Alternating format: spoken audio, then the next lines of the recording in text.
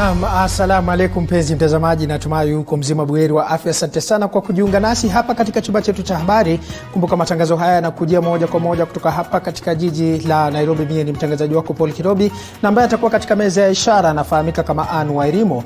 Lakini kwanza kabisa, vikao maalum vya bunge la Seneti kwa sasa inaendelea hapa jijini Nairobi kutathmini ni jinsi gani kaunti mbalimbali zimejiandaa katika kukabiliana na kuzuka kwa virusi vya corona, ambapo hapo jana watu visa 8 zaidi vilikuwa vimeripotiwa, hivyo basi kufikisha idadi ya watu 50 ambao wanasemekana kuna maambukizi ya virusi vya corona hapa jijini Nairobi. Kama jinsi ambavyo unatazama pale kwenye runinga yako, hizi ni picha za moja kwa moja kutoka katika bunge la Seneti.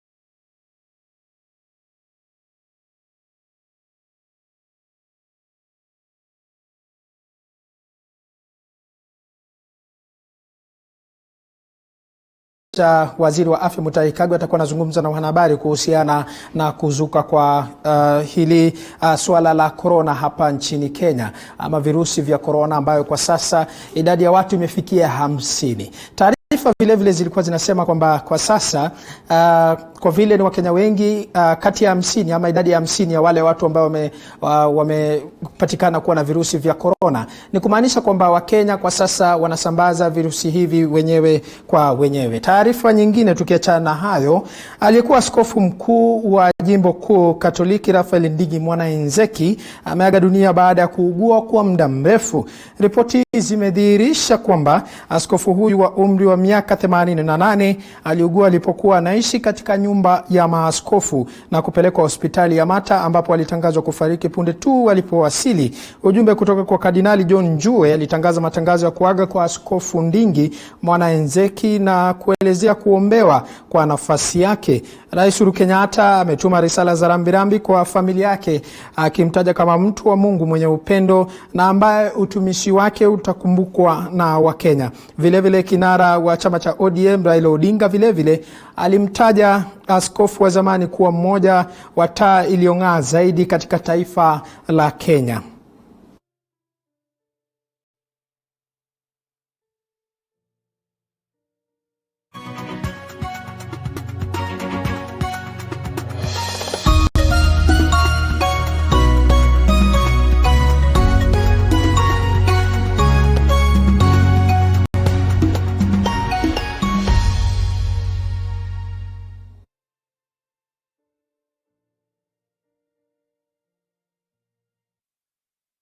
Na bila shaka mtazamaji, Mwenyezi Mungu wailaze roho yake mahali pema. Pia vile vile kwa niaba ya TV47 tungependa kutuma risala zetu za rambirambi. Tukiachana hayo, kwingineko ni kwamba huku wananchi wakizidi kulalamikia mateso wanayopokea kutoka kwa maafisa wa polisi kutokana na amri ya kutotoka nje, chama cha wanasheria katika bonde la Ufa ikiongozwa na John Ochang kimekashifu vikali utumizi wa vita na virungu katika utekelezaji wa sheria. Mwanahabari wetu Chichi Josephine kutoka kaunti ya Nakuru na mengi zaidi.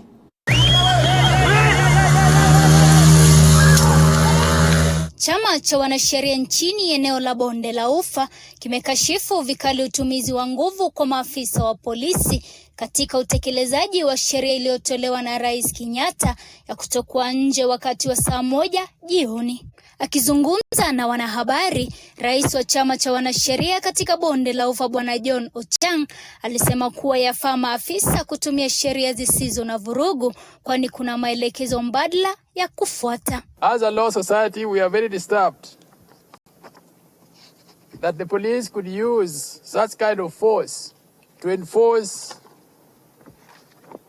a directive that, of course, they had guidelines on how to enforce. The guidelines that were issued on the 27th when this announcement was made did not envisage a situation where the police would use force as a first tool to ensure that the curfew is observed, or to ensure that non-violent rules and reasons were supposed to be the first to be employed. The police went all out to torture and maim and even nearly kill Kenyans using very ruthless force that we witnessed so many years ago. Wakati huo huo, chama hiki kimetofautiana na kanuni za kufungwa kwa utendakazi wa mahakama na kudai kuwa mahakama ziruhusiwe kufanya kazi ili mradi kuzingatia maagizo ya Shirika la Afya Duniani. And when the courts are not working normally, it is our wonder where we will have to enforce this rule of law. In fact, that is the reason why, as the legal practitioners, we believe that this idea of closing down the courts should have a rethink, and the Chief Justice should be able to reopen the courts to operate at some levels so that this kind of helpless and defenseless Kenyans can have a recourse within the system that is supposed to check and balance the excesses of the other branches or organs of the government. Hayo yakijiri, viongozi wa dini wameiomba serikali kuanzisha mipango ya kuwapa ushauri walioko karantini katika wadi zilizotengwa kwa walioathirika na virusi vya korona ili kupunguza visa vya kujiua. Watu wale ambao wanapatikana wanahisi virusi, ambao wanapelekwa mahali kando, wanawekwa huko kwa sababu ya kuchunguzwa kama wanayo. Watu hawa, tafadhali Bwana Kagwe, wanaona kama wametengwa, wanaona kama hakuna mtu anawafikiria. Tungeomba serikali, tafadhalini, watu hawa ambao wanapatikana na mambo haya wasitupwe. Lazima nao tuwafikirie kama wanadamu, wafanyiwe counseling. Serikali ina njia nyingi za kutafuta makansula ambao wanaweza kwenda kuongea na watu na kuwafanya counseling. Nikiarifia runinga TV47 kutoka kaunti ya Nakuru, jina langu ni Chichi Josephine. Safi kabisa mpenzi mtazamaji, sijui maoni yako ni gani kuhusiana na ukatili wa maafisa wa polisi. Nambari yetu ya rafa ni 22047. Tuma arafa na bila shaka hapa studioni nitakuwa naendelea kusoma ujumbe wako. Tovuti yetu ni www.tv47.co.ke na pale kwenye mtandao wa YouTube ni TV47 Kenya na vile vile Facebook TV47 Kenya ambapo kwa sasa tuko live.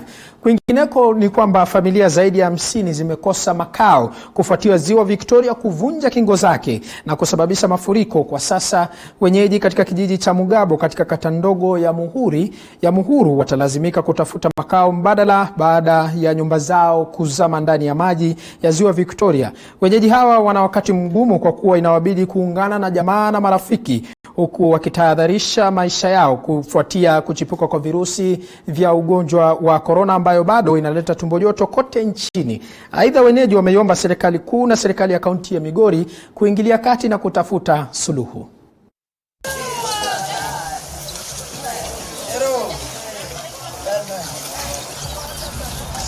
Lake Victoria inajaa na pahali watu walijenga ni manyumba zao zinaingia ndani ya maji.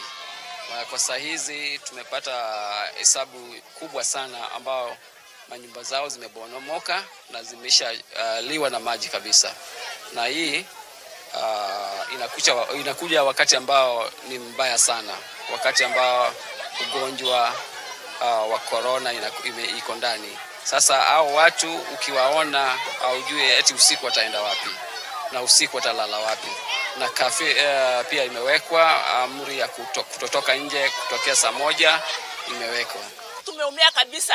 Tuko hali mbaya kwa sababu nyumba zetu zote zimeenda. Hatuna sehemu ya kujisaidia tukiwa na watoto mikononi, wanafunzi wako shuleni, hatuna uwezo wote ule. Tunaomba msaada, mtusaidie. Kwa kuwa sisi tumerehemewa sana na mvua. Tutafanyaje? Serikali mko sehemu gani? Tunaomba msaada wenu, mtusaidie. Biashara hatuna. kura hatupati, matibabu hatuna kwa sababu takaa ndani kuanzia saa 1 mpaka saa 12 asubuhi. Je, utajisaidiaje bila biashara na wakati tuna watoto wadogo ndani, wengine wanyonyesha, wengine wameatisha, wengine wako sijisem gani? Na bila shaka mtazamaji, ndivyo hali ilivyo katika kaunti ya Migori. Kutoka kaunti hiyo kwa sasa tunafululiza hadi katika kaunti ya Uasin Gishu ambapo serikali imeanzisha mikakati ya kutathmini usalama wa chakula nchini iwapo shughuli zote zitasitishwa nchini kwa sababu ya janga la ugonjwa wa COVID-19 ambao unaendelea kuwa tishio humu nchini. Bodi ya nafaka ya mazao nchini haikuwa imenunua nafaka wakati ugonjwa huo ulipoanza kuripotiwa, hali ambayo kwa sasa imeweka serikali mahali pagumu kutafuta mbinu za kununua nafaka kutoka kwa wakulima. Inaaminika kwamba kiwango kikubwa cha mahindi na ngano yalinunuliwa na wasagaji wa kibinafsi. Mwanahabari wetu Calvin Chitwa kutoka kaunti hiyo Uasin Gishu ana mengi zaidi. Naam, kaunti ya Uasin Gishu ni mojawapo wa kaunti ambazo zinategemewa humu nchini kwa uzalishaji wa chakula. Na kwa sasa mahali ambapo tuko, kila ambacho mawaziri tofauti katika maeneo haya wanazungumzia au mipango zao ni kuhusu usalama wa chakula.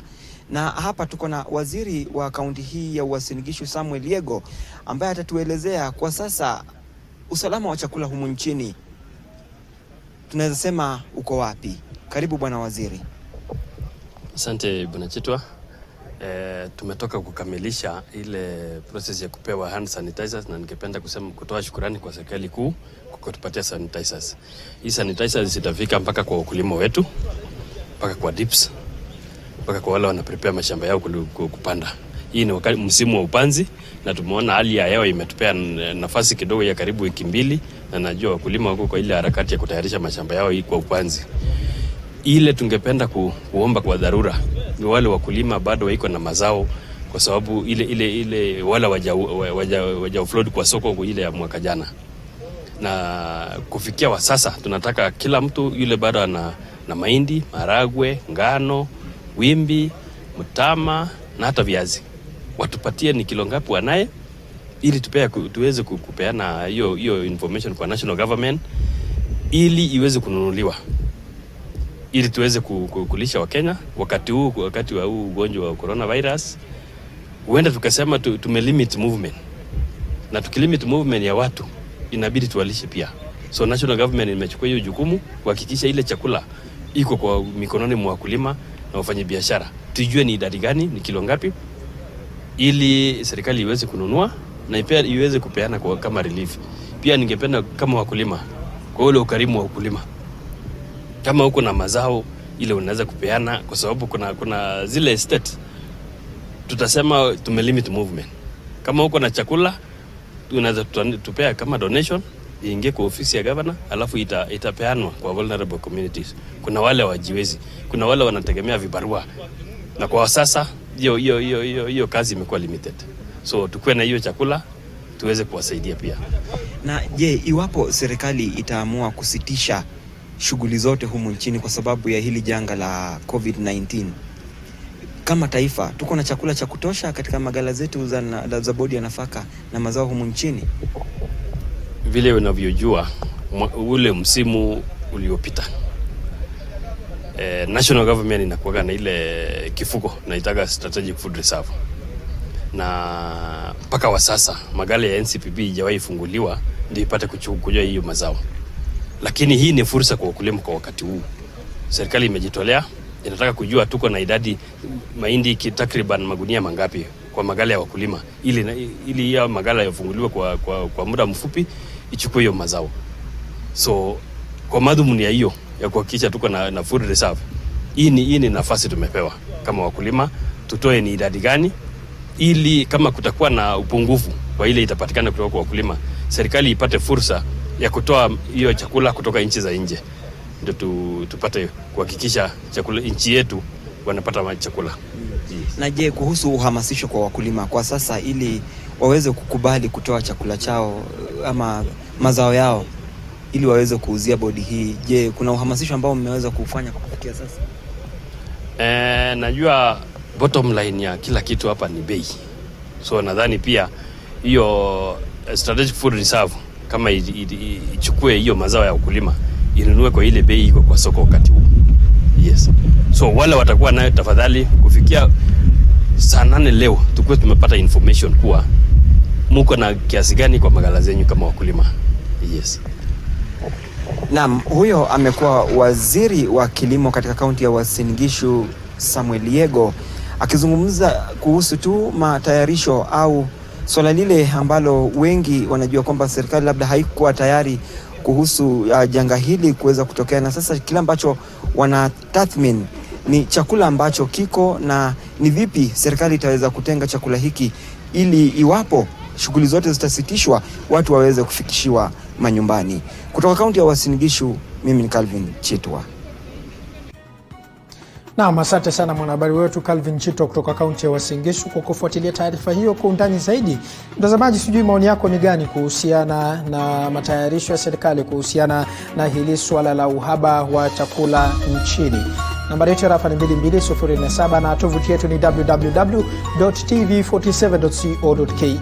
Unaweza kufuatilia sasa hivi na tutakuwa tunavuka katika kaunti tofauti tofauti na kunasa zile taarifa ambazo zinachipuka, kisha tunakufahamisha wewe. Kwa sasa tutachukua mapumziko mafupi, lakini tukirejea tunakuja na mengi zaidi. Usibanduke.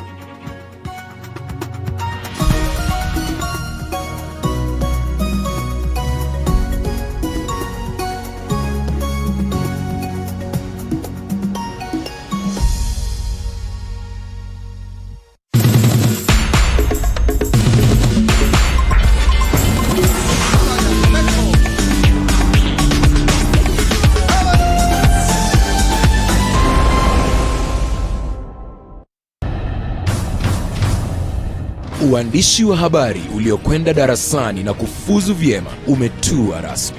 Lengo lake kuu ni kufahamisha jamii kwa taarifa ya kina kupitia upeo wa TV47 unaotua kwa safari yenye hatua mpya na muonekano wa hali ya juu. Kila Jumatatu saa 1 jioni, Clifford Ndubi na Andrin Kilemi wanaibuka kwa taarifa stadi. Andrin Kilemi atarejea tena Jumanne saa 1 jioni kwa ukurasa mwingine wa habari. Siku ya Jumatano, Salome Muiruri ndiye atakayepasua mbarika ya habari, na miale ya jua itakapotua magharibi. Siku ya Alhamisi, Emmanuel Terer na Liz Mutuku watatua usukani wa upeo. Mnamo Ijumaa, Paul Kirobi na Fiona Kenga watadadavua habari kwa njia ya aina yake. Jumamosi haujasazwa, nahodha wako Corazon Safen atahakikisha meli haikwendi mvange. Josh Onsare ndiye atakayevalia njuga taarifa. Siku ya Jumapili ni ya kubwa, ikiwa kufunga wiki kwa mpigo.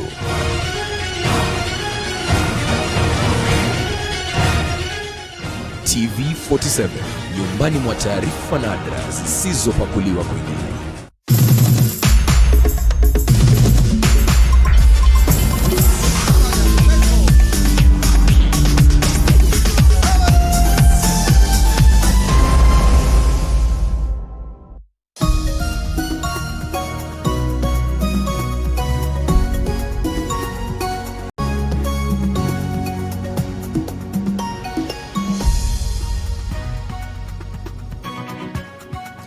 Naam, shukrani za dhati mtazamaji, asante sana kwa kuendelea kutazama TV47, station ya kuaminika inayopeperusha matangazo ya kuaminika kutoka kaunti zote 47. Kwingineko ni kwamba kaunti ya Kisii imepokea msaada wa tangi 50 za maji ili kuwawezesha wakazi kudumisha sheria ya kunawa mikono ili kupiga vita kuenea kwa virusi vya corona. Mwanahabari wetu Wycliffe Siko ana mengi zaidi.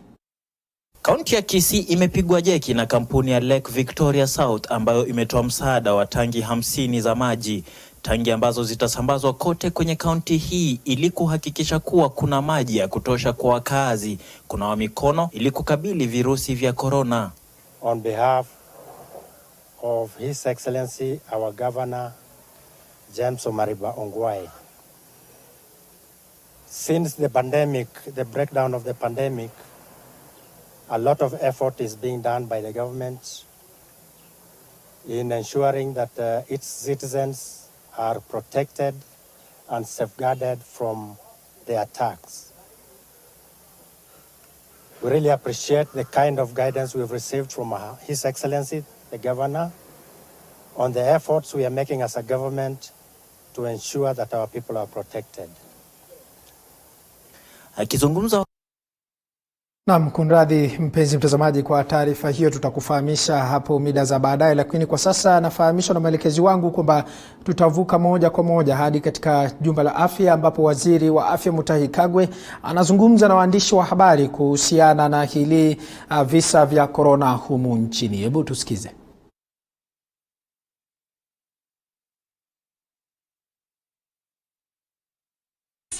Which we are in the process of equipping and boosting capacity.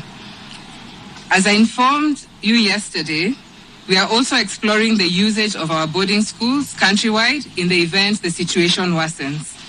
We have engaged county governments to identify specific boarding schools which would be able to assist in boosting our capacity. County government and are effecting the President's directive in equipping the level 4 and 5 hospitals in response to COVID-19 cases. With regard to health workers, fellow Kenyans,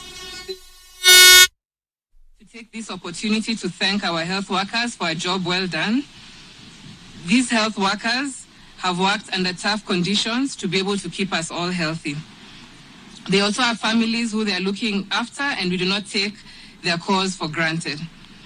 We continue to work with our health workers to protect them and to ensure that they have the right gear to be able to work as our front capacity. With regard to personal protective equipment, as we informed protective equipment for our health facilities countrywide. It is important for us to be aware that there is a global shortage of this personal protective equipment, and in this regard, the government is engaging with local manufacturers to be able to see how we can scale up our capacities and ensure that distribution is undertaken. As per our modeling yesterday that we were able to share with you, we are quantifying needs, and we believe we shall be able to have the adequate numbers and to protect our healthcare workers. We continue to increase our testing capacities. As we mentioned, currently we have testing centers, and we're in engagement to see how we can continue opening more testing centers and ramping up our capacity of testing per day.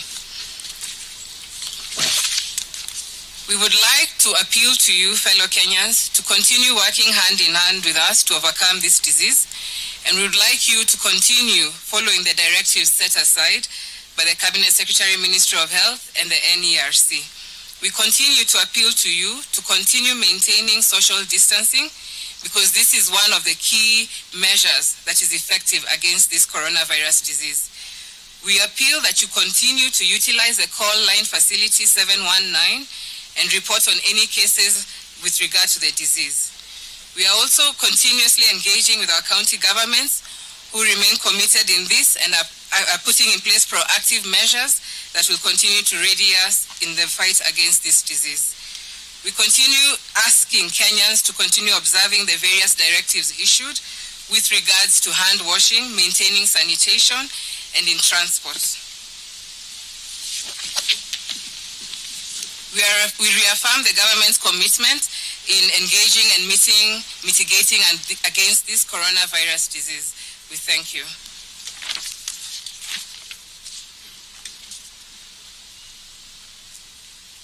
Ladies and gentlemen, today just an update brief. Will not allow any questions until tomorrow. So all the questions that you are having, please keep them until tomorrow. Thank you very much.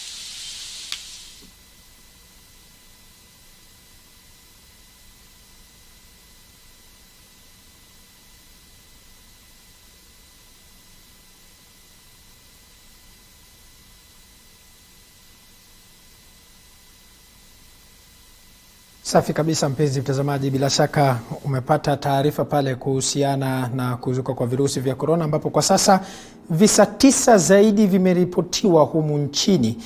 Hivyo basi kufikisha idadi ya watu 59 ambao sasa hivi wamepata maambukizi ya virusi vya korona. Hizi ni habari za hivi sasa, habari ambazo tumepokea hapa katika chumba chetu cha habari kwamba visa 9 zaidi vya korona vimeripotiwa humu nchini. Hivyo basi kufikia idadi ya watu 50 ambao wanasemekana kuwa na maambukizi ya virusi vya korona. Sijui maoni yako ni gani kuhusiana na hili swali? Kumbuka hizi ni habari za hivi sasa ambazo tumepokea hapa katika chumba chetu cha habari, ambapo visa 9 zaidi vya korona vimeripotiwa.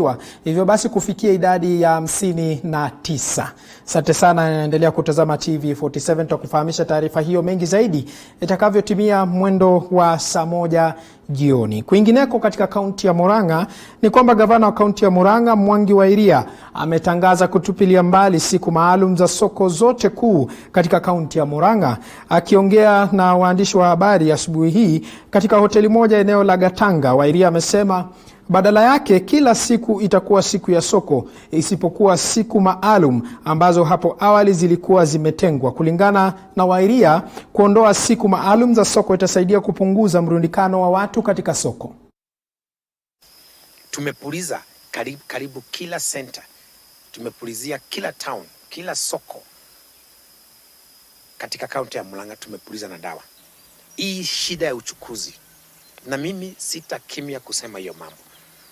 Na sasa mimi naelekeza sasa kwa serikali kuu hapa, kwa sababu mimi nimekuwa nikipigana na magari ambayo inatoka nje na kuingia katika kaunti ya Murang'a kwa stage kila. Na waziri alisema wazi, hakuna mtu ambaye anajua ni nani ameambukizwa. Anakuambia pengine huyu ambaye mnakaa naye, ama pengine mimi, pengine umeambukizwa. Lakini kama hatujui ni nani ambaye ameambukizwa, kwa nini basi tunakubali wa Kenya wachanganyane hivyo? Mimi kwa maoni yangu, na mimi naongea ukweli kutoka kwa moyo yangu, tunastahili kuzuia hiyo mambo ya usafiri wa wazi. Kama vile tumezuia mambo ya usiku. Hata kama tutaanza na counties, tuseme hakuna kusafiri kutoka county hii uende county nyingine kama sio mambo ya dharura. Kama sio lazima usafiri kutoka Murang'a uende Kirinyaga, ama kutoka Kirinyaga uende Kitale, ama kutoka Uasin Gishu uende Turkana. Kama sio lazima usafiri, tunastahili kufika mahali ambapo kwanza tuna quarantine kwa county. Iwe ni step ya kwanza ya lockdown. Kwa sababu pengine huwezi amka siku moja ufunge nchi. Lakini kwanza tufunge hizi kaunti kidogo ambazo zinauda nchi mzima. Sijui kauli yako ni gani kuhusiana na matamshi ya gavana wa Murang'a Mwangi wa Iria. Tukiachana hayo ni kwamba muungano wa wahadhiri wa vyuo vikuu nchini tawi la chuo kikuu cha Masinde Muliro almaarufu MUS tumekaribisha hatua ya Wizara ya Elimu kumteua Daktari Jane Musangi Mutua kwa mwenyekiti wa bodi ya uongozi wa chuo hicho. Aidha, uteuzi wa Mutua unajiri wakati kaimu naibu chancellor wa chuo hicho Profesa Asenath Sigot amemkabidhi hatamu za uongozi Profesa Solomon Dhibairo, japo ni ukaimu tu.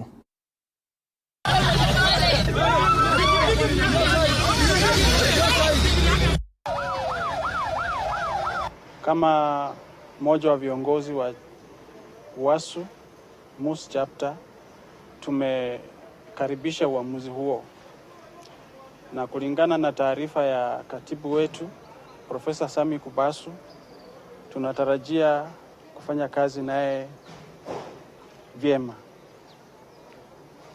Mambo yaliyopita na mengine ambayo yametajwa, sisi kama wahadhiri msimamo wetu ni wazi ya kwamba tutafanya naye kazi. Sina habari yote kuhusu waasi. Ninachoelewa ni kwamba wahadhiri wa Masinde Muliro University, mimi nikiwa mmoja wao, tumefurahishwa na uteuzi huo na tunatarajia kufanya naye kazi vyema. Onzere Mlongo ni mwenyekiti wa chama cha wafanyikazi, sio UASU. Chama chake kinaitwa KUSU, chetu ni UASU, na UASU wametangaza msimamo. Na bila shaka mtazamaji, wanasema kilicho na mwanzo hatimaye hakikosi mwisho. Kufikia hapo mie nakunja jamvi la Shina la Upeo hapa ndani ya studio za TV47. Matangazo haya kumbuka yamekuwa kujia moja kwa moja kutoka katika jiji la Nairobi. Mie nimekuwa mtangazaji wako Paul Kirobi ambaye amekuwa kitafsiri katika lugha ya ishara, anafahamika kama Anwa Irimu. Asante sana wale wote waliofanikisha taarifa hizi za Shina la Upeo, pamoja nawe mtazamaji wetu kwa kutenga muda na kutazama taarifa hizi kutoka kaunti tofauti tofauti. Mwendo wa saa 1 Clifford Ndubi atakuwa nakuletea taarifa, kwa hiyo usibanduke.